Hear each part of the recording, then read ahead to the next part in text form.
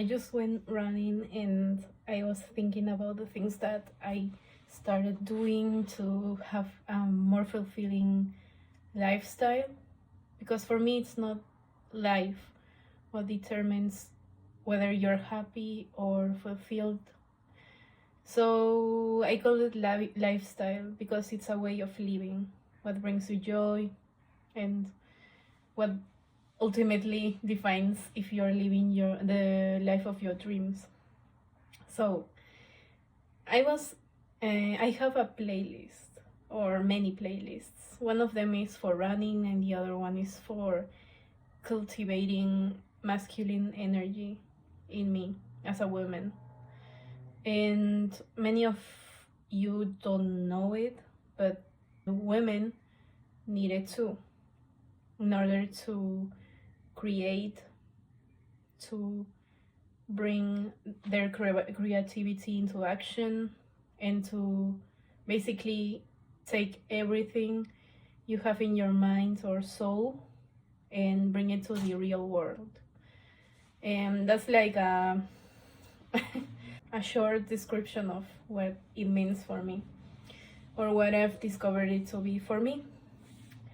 So I was running, I was hearing my running playlist, and then I started hearing to my masculine energy playlist, which is in the description. And there is a song called Wonderful Life from Hertz, and I'm not totally for or in favor of him, because some of his songs are like a little bit depressing, and we don't want to hear to that because it programs our subconscious mind. And the thing is, he talks about it's a story in that song about a woman who heals or helps her man discover that life is worth living. And I don't like that trope. I know it's exciting for most people, but since switching to a more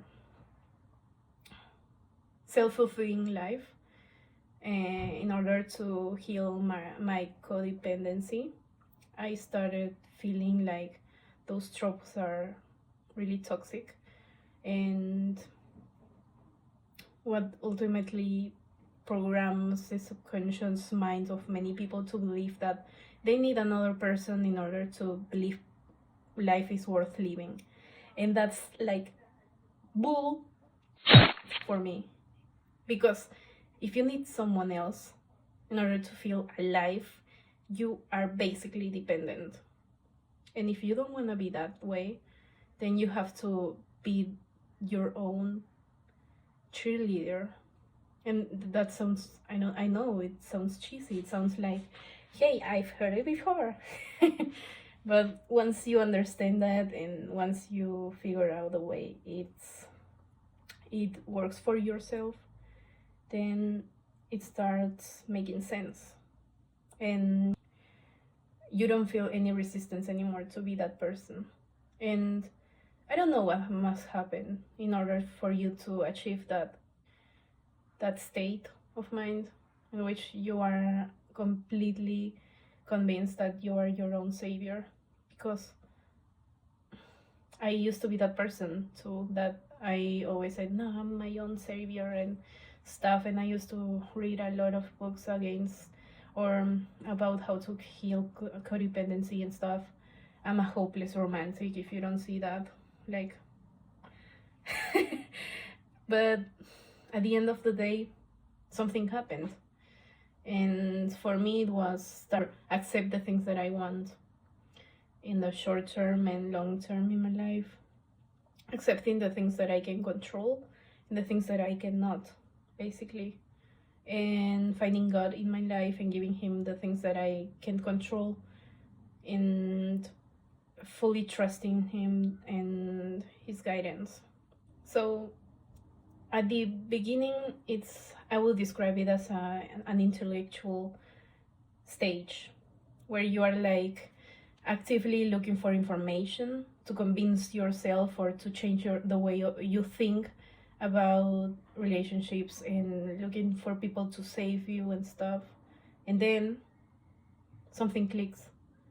For me, it was taking actions, concrete actions that I knew that would bring me to my goals and are bringing me to my goals.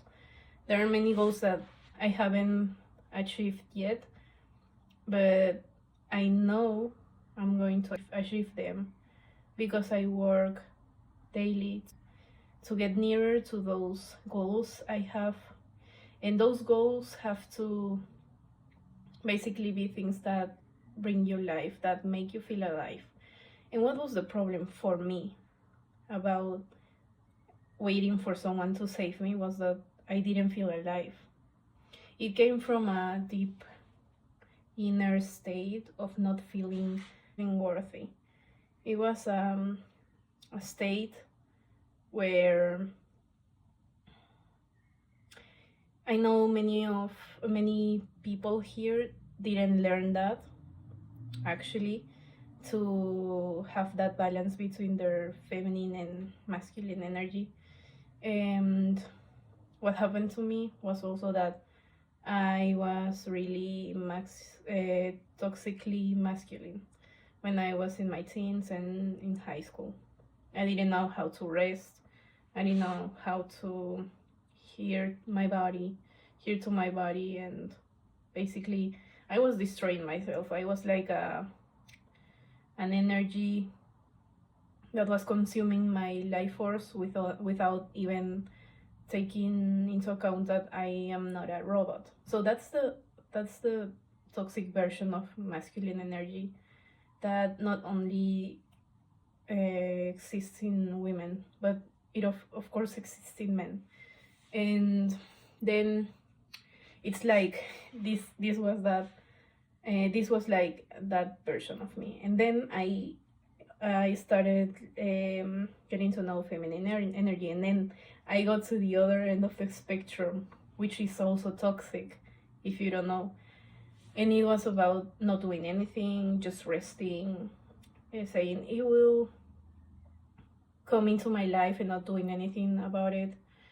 And maybe you're one of those right now, because there is an unconscious practice right now, and I actually paid for courses to teach me that I basically there were like mentors that unconsciously practiced that and didn't know how to teach it correctly and ethically.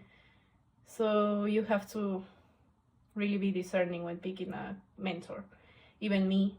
So I didn't know that, and I followed their steps, and I got into a rut where I didn't feel alive.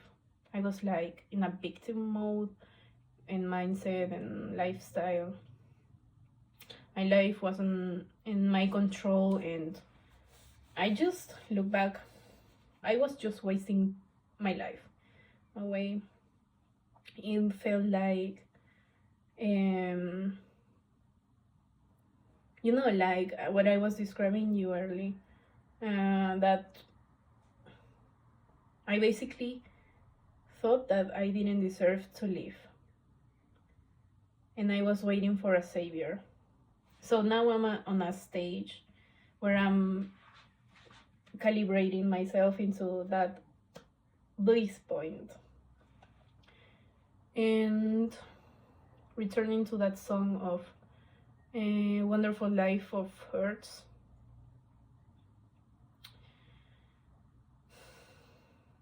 The message I got was basically, don't expect someone to save you. And the second one was, recognize the things you want for your life, short term and long term. The third one is breaking those goals into actual steps The fourth one is doing a schedule that enables you to do those steps daily or most of your days. The next one is hearing your body. If you're a woman, you're cyclical, you have a most likely 28-day cycle, and even if you don't menstruate, the hormones in your body will most likely ask you to rest, depending on which stage of life you're in right now. And there are also going to be stages on your month where you're going to be more active and would need like more social life, more exercise, you're going to be more focused. And yeah, respecting that part of yourself as a woman. And the last one and most important one is imagining yourself, what happens to me or what has helped me. And I don't know if it's like, applicable for everyone, but you can try it. It's like imagining I have a masculine and a feminine version, and when I need like subconsciously to take a step or a decision, I imagine those parts of me interacting between each other. For example, when I was running, I imagined like my feminine self like inspiring my masculine self to run because it's exciting and I get to discover my city and enjoy the weather because it's sunny. And I imagine my masculine self like getting ready and running, doing the hard work and being disciplined basically. And when those parts of yourself work for each other, then it feels, at least for me, it felt that I was finally living. And so try it out, let me know if it works, how it works for you, and yeah, see you on the next video. Bye.